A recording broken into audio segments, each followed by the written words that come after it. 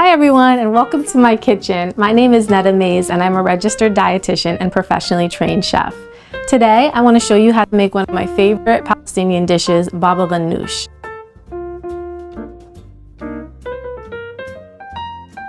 Baba ghanoush is a really delicious smoky charred eggplant dip. So it uses a lot of vegetables, it's completely plant-based, and it still, even though it's all vegetables, it still gives a really deep umami savory flavor. In my household, eggplants are actually one of our favorite vegetables. So eggplants are a great source of fiber, potassium, and manganese. So they will provide some support to your gut health as well as your cardiovascular system. We love our fruits and vegetables. We're also going to be using tahini. Tahini is ground sesame seeds. And I like to call this the cousin of peanut butter. So we have a lot of healthy fats from the sesame seeds that are once again protective for your cardiovascular health. We're also going to be using extra virgin Palestinian oil. I find this Palestinian olive oil to be a bit more aromatic than some of the other olive oils I've had from other regions. So when we're doing this dip, it's really going to go well together with the umami flavor of the eggplants. We're also going to use some cumin. Spices and herbs are a great way to flavor your food and support your health benefits at the same time. So stop torturing yourself with unseasoned food. It's unnecessary. We're going to use some salt. We're going to use the juice of 1 lemon, and we're going to use some garlic. All right, so let's start making our baba ghanoush. We're going to take our eggplants and we're going to do something you've never seen before. We have a gas stove. You do need a gas stove for this recipe. If you don't have a gas stove, I suggest maybe using the barbecue or the grill outside, but we can't do this with electric. You're gonna just put your eggplant directly on the stove.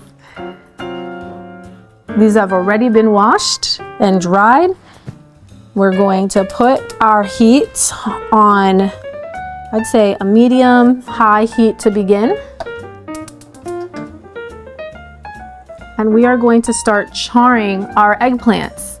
Now, this is going to char the outside, and once it gets started, I'm gonna turn it down to medium-low, and that's gonna slowly roast the inside. Because these are larger eggplants, this is gonna take a little bit longer. I would say a slow roast, maybe 30 minutes, up to 40 minutes.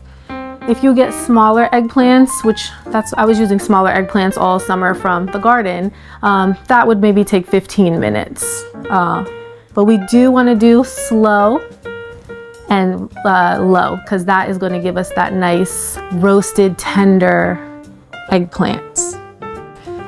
So we have a little bit of prep we need to do for our other ingredients. Number 1, we have this lemon. We need to juice it. So I like to take my lemon and put my weight on it and roll it. And what that does is it kind of breaks up the fiber a little bit and allows the juices to flow more freely when I'm juicing my lemon, like this. If you do it the other way, you're gonna have a hard time juicing your lemon. So you wanna see that kind of sunburst in the middle. I have this handy dandy contraption that I have been loving, and what I can do is just put my lemon face down, grab it, and just with my hand I can squeeze my lemon juice right into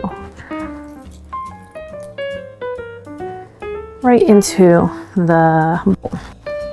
Now if you don't have one of these, I don't need you to spend money. Let me show you a different trick. This is a seedless lemon, so it makes it even easier. Take a spoon and take your lemon, hold it over the bowl, and just twist the spoon into the middle. If you have seeds in your lemon, put a little strainer in between to catch the juice and strain out the seeds. But look, this method might even get out more juice than the first one. We can put the peels right into our compost.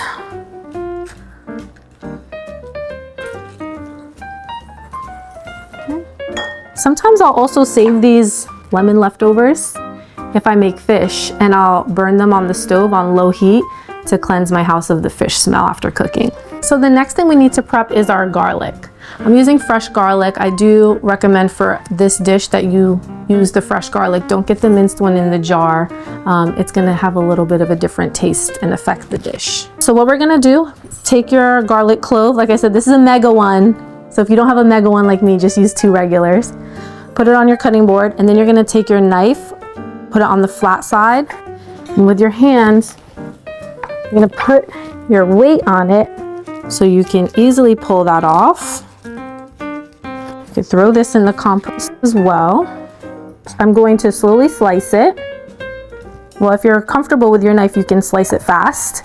And then I'm gonna put it all in a pile again, and then I'm gonna come back and hit it diagonally. You can clean your knife off, put it in a pile again.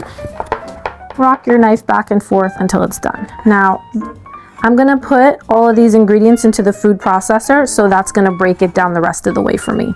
But here we have our minced garlic. I'm gonna put it in our little bowl. Once our eggplant is finished charbroiling, we're gonna take our eggplant and all the ingredients and put it in the food processor. Wow, look, our eggplants are done. How did that happen so fast? Look at what we have here. Our eggplants are charred, they're soft, they are fully roasted throughout. Did this take some time? Yes, it did. Is this going to dirty the top of your stove? It will, and you are gonna have to clean it afterwards. But I promise you, as a chef and dietitian, this was worth the time and the mess, because you can't replicate this flavor with shortcuts. Now that our eggplants are done, and they've also cooled off a little bit so I can handle them, what we're gonna do is slowly or carefully remove this black eggplant char. This is awesome for your compost if you have compost at home. The charred bits, you're gonna see it comes off pretty easily. Oh, we have some nice caramelized brown action underneath. It's okay if there's a couple of flecks, but we just want to try to get as much as possible off.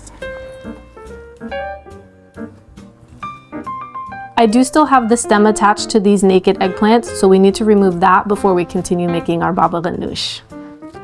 All I'm gonna do is take my little paring knife and I'm just gonna cut it off.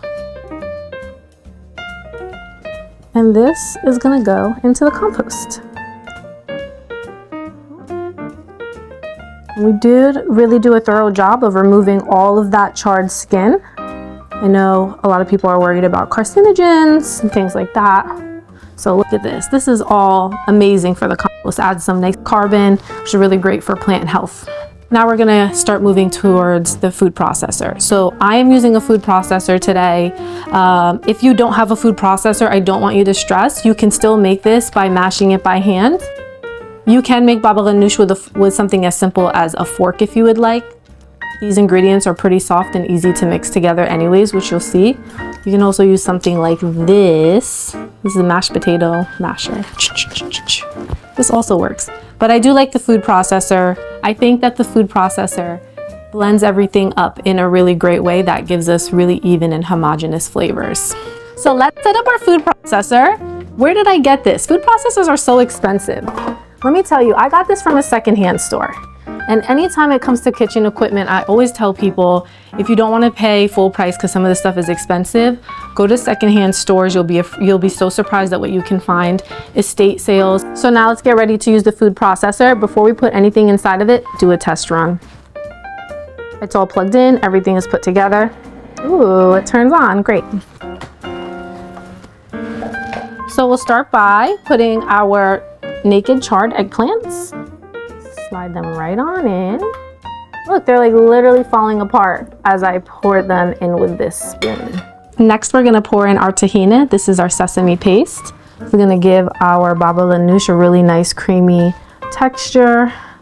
It's also, like I said, gonna add those healthy fats that we love. We have our fresh lemon juice. We have our cumin. We have our olive oil. We also have our garlic.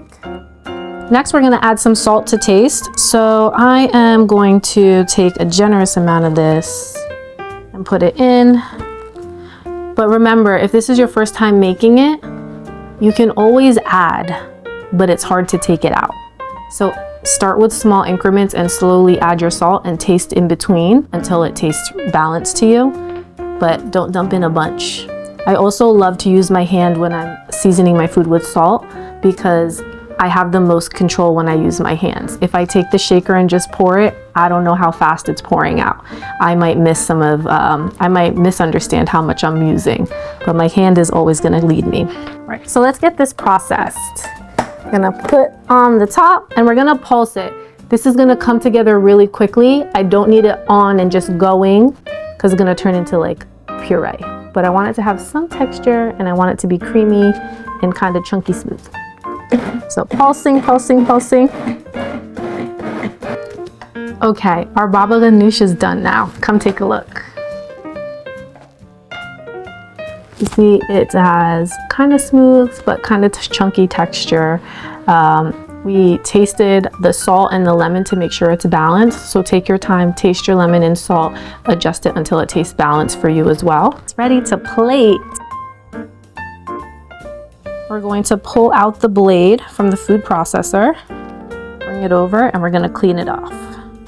This is all many. And then we can empty out the rest.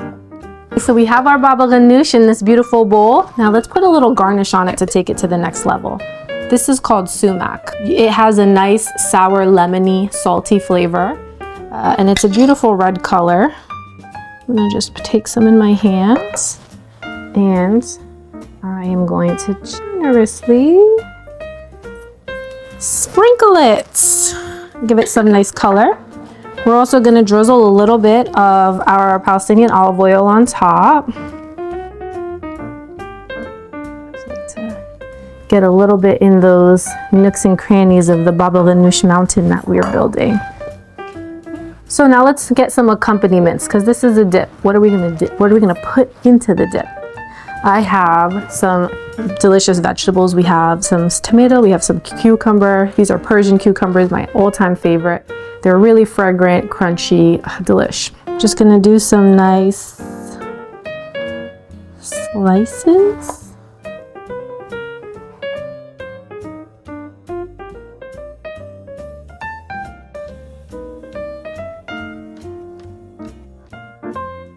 Really want it to look bountiful, and so we're gonna just cover as much of the plate as possible. Next, we're gonna do our cucumbers. I like to make them into little cucumber sticks. And just cutting these, like you just smell it as soon as you cut them. So I have my cucumber sticks, but before I put them on, I have these delicious sumac pita chips. I'm on the plate. And then we'll take our cucumbers and fan them out in the space that is left over. Look how abundant that looks. Here we have our baba ganoush and our dipping platter. So this is a beautiful snack. Anyone would be happy to walk into this. Look at how many vegetables we have here. Eggplant, tomatoes, cucumbers. We have the healthy fats from the sesame paste, the tahine, and we have the healthy fat from the olive oil. We have garlic, we have sumac, we have cumin. So every single thing that we put on this plate is all supportive of our health overall, for the general public at least. If you have diagnoses, you need to schedule an appointment with a dietitian. Should we dig in? I'm not double dipping because I didn't dip this yet.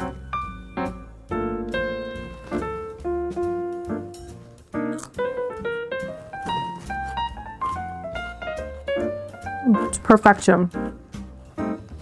Like I said, anytime I put this platter on the table, everybody in my house comes to sit down. My husband, my 2.5-year-old, even this one, I feel them wiggling around. So, thank you so much for coming to my home and making baba ganoush with me. If you want more information about me and the work I do, please go to www.nutritionbynetta.com. You can schedule appointments there as well.